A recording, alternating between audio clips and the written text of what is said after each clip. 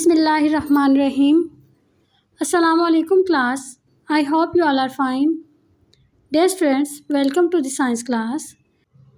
This is your Science Fact File 1 workbook. Dear students, we have been completed the chapter number 3, which is energy resources, and we have done the exercise of chapter number 3 from the textbook. Dear students, in previous lecture, we have been starting the exercise of chapter number 3, which is energy resources from the workbook. And we have been completed the question number 1, 2, 3, 4 and 8 of the exercise. And today we are going to start the question number 5 on the page number 15. So let's start. Question number 5 is, the amount of carbon dioxide in the air is increasing. This is causing the earth to heat up slowly. The first part is, the diagram on the next page shows how the earth is heating up. Put these labels in the correct places on the diagram. Dear students, here you can see the diagram on the page number 16 on the workbook. And here is the box in which we put the labels. And the first one is heat from the sun.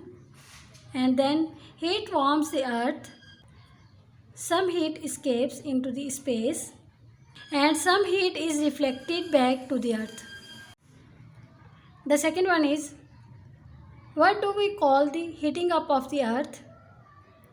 Dear students, we know that when the temperature of the earth is rise, it is called global warming. So it called global warming. The third one is, explain why carbon dioxide is sometimes called a greenhouse gas. Carbon dioxide is a good insulator, just like the glass in a greenhouse. That's why we called carbon dioxide is a greenhouse gas. The fourth one is, explain how the heating up of the earth can lead to flooding of low-lying countries. The answer is, ice caps melts, sea level rise, so low-lying countries flood.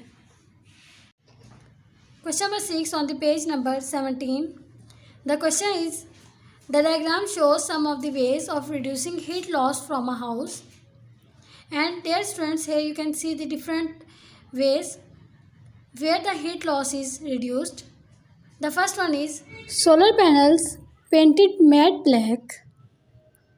The second one is loft floor covered with glass fiber containing air. And here is cavity walls filled with foam containing air bubbles. And here is shutters to close at night. And here is double glazed window. And here is conservatory facing south. And the question is, explain how each of these 6 features shown in the diagram helps save heat energy. The first one is solar panel. Solar panels absorbs heat from the sun to heat water, so saving fuel. Double glazing.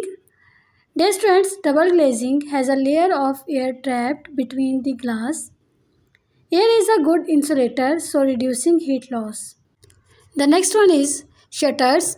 Shutters trap a layer of air between themselves and the window. Air is a good insulator, so reducing heat loss. The next is conservatory. It facing south will get most available heat from the sun. Heat is retained like a greenhouse during the night, thus saving fuel to heat this house. The next one is cavity wall insulation. Dear students, cavity wall insulation traps air, which is a good insulator and prevents heat loss by conduction or radiation. Loft insulation. It traps air, which is a good insulator and prevents heat loss by convection. Dear students, convection is a movement in a gas or liquid in which the warmer parts move up and cooler parts move down. Question number 7 is, The diagram shows a tidal barrage and electricity produced from a turbine at the bottom of the barrage. The first question is, why is it called a tidal barrage? Dear students, here is the tidal barrage. The answer is, it produces energy due to tidal forces. That's why it's called tidal barrage. The next question is, where are tidal barrages usually built?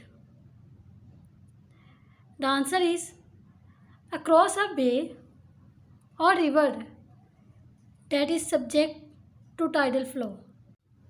The third one is, explain how a tidal barrage works. The answer is, a huge dam is built across a river. Estuary means across the mouth of a tidal river. When the tides go in and out, the flow of tides can be used to rotate the turbine. Dear students, we have learned that when the water flows from a river through the turbines in the barrage, electricity is produced and the water is trapped. Water is released to flow back through the turbines, producing more electricity. The next one is, give 2 advantages of tidal barrages. The first one is, they don't produce any waste or greenhouse gas. The second one is, once built, it provides cheap electricity. And the last question is, give 2 disadvantages of tidal barrages. The first one is, expensive to build. इसे build करना बहुत ज़्यादा expensive यानी कि costly है. Considerable environmental impact. Students, we have learned that when we build it, they change the flow of river. They can affect the environment. This may mean that seabirds and other animals can no longer live in the estuary. Question number 9 on the page number 20 on the workbook. The question is, the diagram shows some apparatus that can be used to find out how much energy is given out. When food burns, it heats the water in the test tube. Here you can see the table, and the table gives the result of burning 1 gram of 3 different foods, which is unsweetened biscuits, walnut and potato crisp. And the second column is rise in temperature of water, which is 35 degrees centigrade, 70 degrees centigrade and 60 degrees centigrade.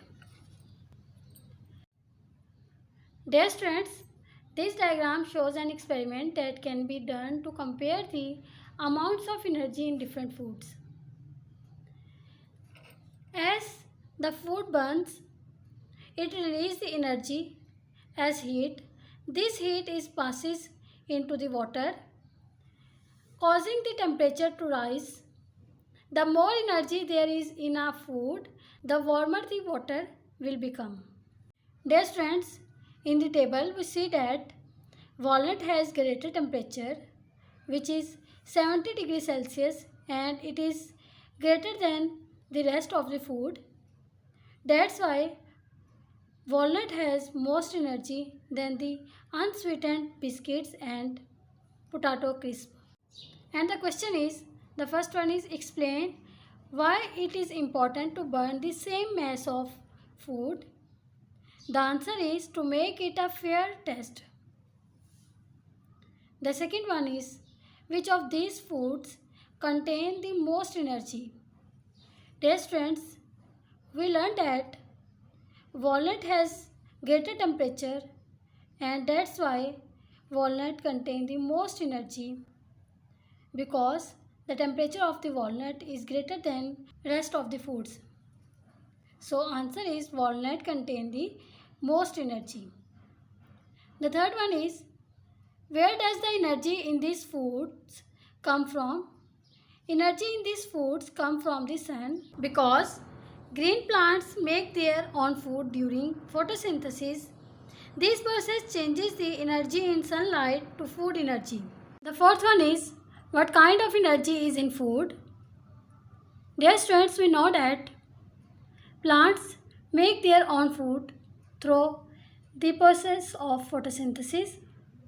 In this process, carbon dioxide react with water in the presence of sunlight to make sugar and energy. That's why the sunlight is converting into chemical energy, and the answer is chemical energy is present in the food. The fifth one is give one example of a human activity that requires the A part is a small amount of energy and B part is a lot of energy. The answer is during sleeping or sitting, small amount of energy is required, and during running a lot of energy is required. The fourth one is A part is suggest one way in which these apparatus could be improved to give more accurate results. The answer is put a screen around the apparatus. The B part is explain why this improvement would give more accurate results. The answer is to prevent heat loss to the surrounding.